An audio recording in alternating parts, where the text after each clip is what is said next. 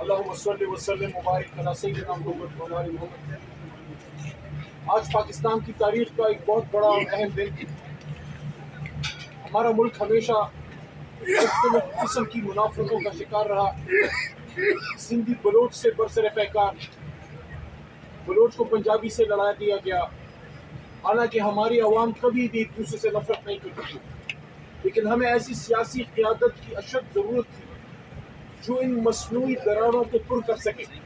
اور اللہ تعالیٰ کا لاکھ لاکھ شکر ہے ہمیں عمران خان صاحب جیسا لیڈر ملا کہ وہ صرف پاکستان کا نہیں، امت مسلمہ کا لیڈر ہے، لیکن انہوں نے اتنا بڑا فیصلہ کیا کہ ملک کی سب سے بڑی جماعت، سب سے زیادہ ووٹ لینے والی جماعت اور سب سے بڑا لیڈر ایک ایسے صوبے سے جس کو ہمیشہ محروم رکھا گیا، وہاں کے بہت تگڑی توانا آواز، بلوچوں کی، پشتونوں کی،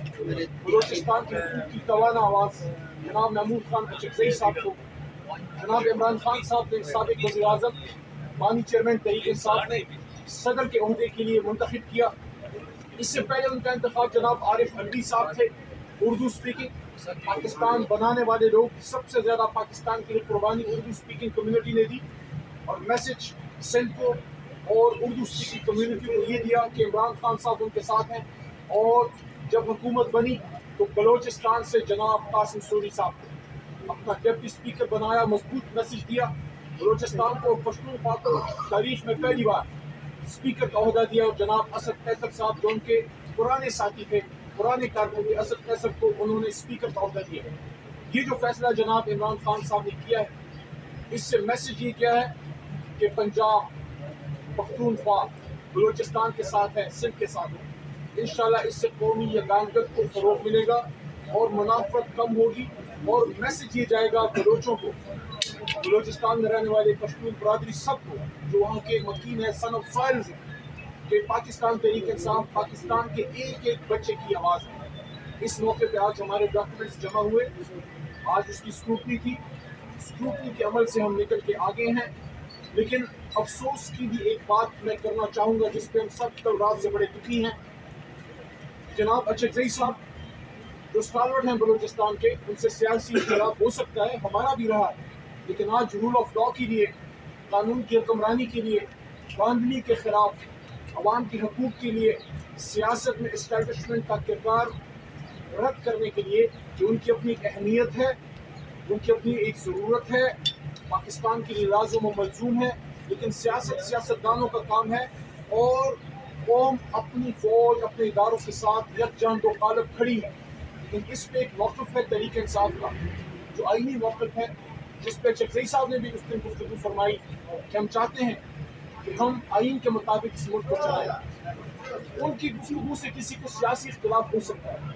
لیکن کل رات جو ان کے گھر پہ چھاپا مارا گیا، جو زیادتی کی گئی، جو ان کے وہاں گارڈز کو بھی اٹھایا گیا، اس پہ پاکستان تحریک انصاف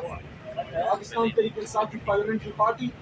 جو اس سنی اتحاد کونسل کے نام سے عارضی طور پہ پارلیمان میں ہے، ساتھ میں ہمارے چیف عامر ڈوگر صاحب، جنرل سیکرٹری جناب عمر ایوب خان صاحب، فاؤنڈنگ چیئرمین عمران خان صاحب کی جانب سے سٹنگ چیئرمین جناب بیرسٹر غور صاحب، اور ہماری تمام پاکستان تحریک انصاف اس کی پرزور مذمت کرتی ہے، اور ہم یہ سمجھتے ہیں کہ اس طرح کے معاملات سے ایشوز حل نہیں ہوں گے۔ جذبات میں آئے بغیر ٹھنڈے دماغ سے بیٹھ کے ہم پاکستان کے مسائل کا حل اس پارلیمان میں حل کر سکتے ہیں، جو ہمیشہ اچکزئی صاحب بھی یہ بات کرتے تھے، عمران خان صاحب بھی یہ بات کرتے ہیں، اور شومئی قسمت میاں نواز شریف صاحب اور زرداری صاحب بھی بات کرتے تھے، لیکن اس پہ عمل کرنا ان کا ندارت۔ بہرحال انشاءاللہ ہم پر امید ہیں، آخری بات، کہ یہ فیصلہ عمران خان صاحب کا پاکستان کے لیے بہت دیر پا بہت بہتر ہوگا، جمہوریت کی بقا اور استحکام کے لیے، اور انشاءاللہ ہم پر امید ہیں کہ ہم اصلی ووٹ، فارم 45 والے ووٹ سے